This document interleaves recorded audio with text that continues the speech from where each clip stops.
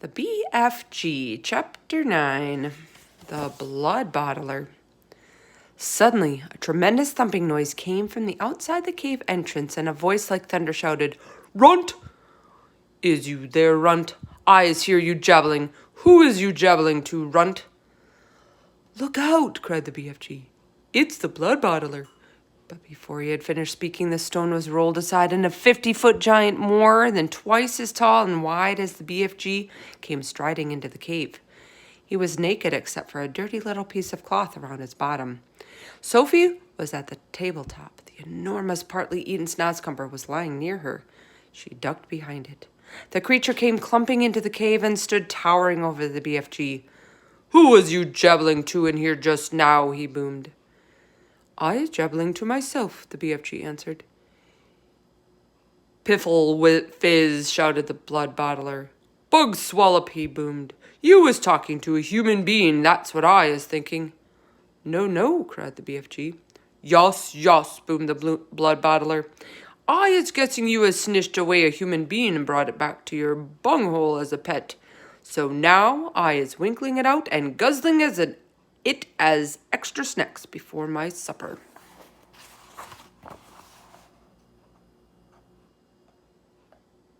The poor BFG was very nervous. "There is no one in here," he stammered.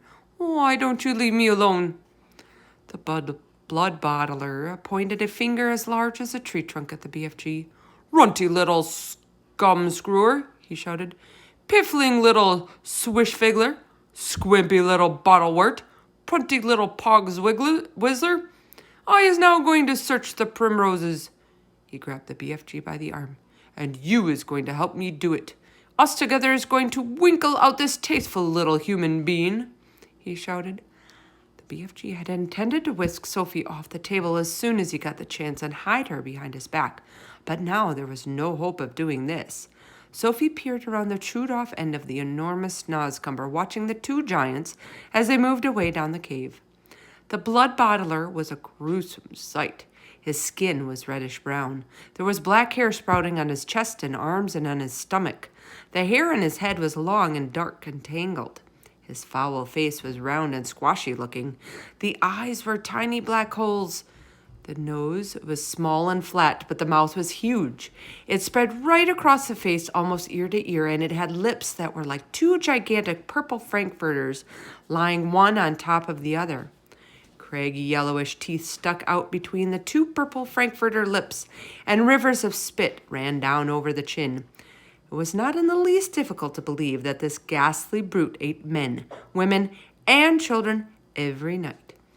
The Bloodbottler, still holding the BFG by the arm, was examining the rows and rows of bottles. "You and your pibbling bottles," he shouted. "What is you putting in them?" "Nothing that would interest you," the BFG answered. "You is only interested in guzzling human beings." "And you is dotty as a dog's woggler," cried the Bloodbottler. Soon the Bloodbottler would be coming back, Sophie told herself, and he was bound to search the tabletop. But she couldn't possibly jump off the table. It was 12 feet high. She'd break a leg. The snozcumber, although it was as thick as a perambulator, was not going to hide her if the Bloodbottler picked it up. She examined the chewed-off end. It had large seeds in the middle, each one as big as a melon. They were embedded in soft, slimy stuff. Taking care to stay out of sight, Sophie reached forward and scooped away half a dozen of these seeds. This left a hole in the middle of the snozcumber large enough for her to crouch in so long as she rolled herself up into a ball. She crawled into it. It was a wet and slimy hiding place, but what did that matter if it was going to save her from being eaten? The Bloodbottler and the BFG were coming back towards the table now. The BFG was nearly fainting with fear. Any moment, he was telling himself, Sophie would be discovered and eaten. Psst. Suddenly, the Bloodbottler grabbed the half-eaten snozcumber. The BFG stared at the bare table. "Sophie, where is you?" he thought desperately. "You could not possibly be jumping off that high table. So where is you hiding, Sophie?" "So this is the filthing, rotsome glubbage you is eating," boomed the Bloodbottler. "You is," holding up the partly eaten snozcumber. You must be cockles to be guzzling such rub squash. For a moment, the blood bottler seemed to have forgotten about his search for Sophie. The BFG decided to lead him further off the track. That is the scrumdiddly-umptious snozzcumber, he said. I is guzzling it gleefully every night and day. Is you never trying a snozzcumber, blood bottler? Human beans is juicier, the blood bottler said. You is talking rummy tot, the BFG said, growing braver by the second. He was thinking that if only he could get the blood bottler to take one bite of the repulsive vegetable, the sheer foulness of its flavor would send him bellowing out of the cave. I is happy to let you sample it, the BFG went on. But please, when you see how truly glumptious it is, do not be guzzling the whole thing. Leave me a little snitchet for my supper. The blood bottler stared suspiciously with small piggy eyes at the snozzcumber. Sophie, crouching inside the chewed-off end, began to tremble all over. You is not switch-fiddling me, is you? Said the blood bottler. Never, cried the BFG passionately. Take a bite, and I am positive you will be shouting out, oh, how scrumdiddly-umptious this wonder veg is. The BFG could see the greedy blood bottler's mouth beginning to water more than ever at the prospect of extra food. Vegetables is very good for you, he went on. It is not wholesome always to be eating meaty things. Just this once, the blood bottler said. I is going to taste this rotsome eats of yours, but I is warning you that if it is filsome, I is smashing it over your sludgy little head. He picked up the snozzcumber. He began raising it on its long journey to his mouth, some 50 feet up in the air. Sophie wanted to scream, "Don't!" But that would have been an even more certain death. Crouching among the slimy seeds, she felt herself being lifted up and up and up. Suddenly, there was a crunch, and the blood bottler bit a huge hunk off the end. Sophie saw his yellow teeth clamping together a few inches from her head. Then there was utter darkness. She was in his mouth. She caught a whiff of his evil-smelling breath. It stank of bad meat. She waited for the teeth to go crunch once more. She prayed that she would be killed quickly. Ouch! Roared the blood bottler. And then he spat. All of the great lumps of snozzcumber that were in his mouth, as well as Sophie herself, went shooting out across the cave. If Sophie had struck the stony wall of the cave, she would most certainly have been killed. Instead, she hit the soft folds of the BFG's black cloak hanging against the wall. She dropped to the ground, half stunned. She crawled under the hem of the cloak, and there she crouched. You little swine bugler, roared the blood bottler. You little pig swiller! He rushed at the BFG and smashed what was left of the snozzcumber over his head. Fragments of the filthy vegetables splashed all over the cave.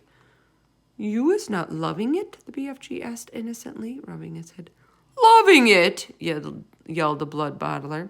That is the most disgusting taste that is ever touching my teeth. You must be buggles to be swallowing sludge like that.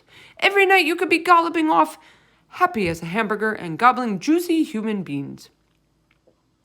Eating human beings is wrong and evil, the BFG said. It is guzzly and glumptious, shouted the blood bottler. And tonight I is galloping off like to Chile to swabble a few human chili beans. You wishing to know why I is choosing Chile? I is not wishing to know anything, the BFG said, very dignified. I is choosing Chile, the blood bottler said, because I is fed up with the taste of Esquimos. It is important I has plenty of cold eats in this scuttling hot weather, and that the next coldest thing to an Esquimau is a chili bean. Human beans from Chile is very chilly. Horrible, the BFG said. You ought to be ashamed. Other giants is all saying they is wanting to go galloping off to England tonight to guzzle school chidlers.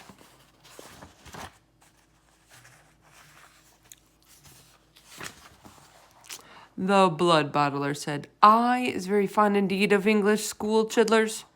They has a nice inky booky flavor. Perhaps I will change my mind and go to England with them. You is disgusting, the BFG said. And you is an insult to the giant people, shouted the Bloodbottler.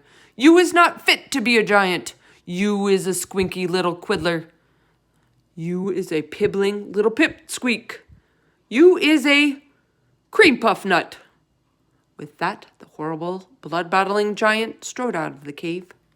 The BFG ran to the cave entrance and quickly rolled the stone back into place. Sophie, he whispered. Sophie, where is you, Sophie? Sophie emerged from under the hem of the black cloak. I'm here, she said. The BFG picked her up and held her tenderly in the palm of his hand. Oh, I is so happy to be finding you all in one lump, he said. I was in his mouth, Sophie said. You was what? Cried the BFG. Sophie told him what had happened. And there I was, telling him to eat the fulsome snozzcumber, and you was all the time inside it, the BFG cried. Not much fun, Sophie said. Just look at you, you poor little chiddler, cried this BFG. You was all covered in snozzcumber and giant spit. He set about cleaning her up as best as he could. I is hating those other giants more than ever now, he said. You know what I should like? What? Sophie said. I should like to find a way of disappearing them, every single one. I'd be glad to help you, Sophie said. Let me see if I can't think up a way of doing it.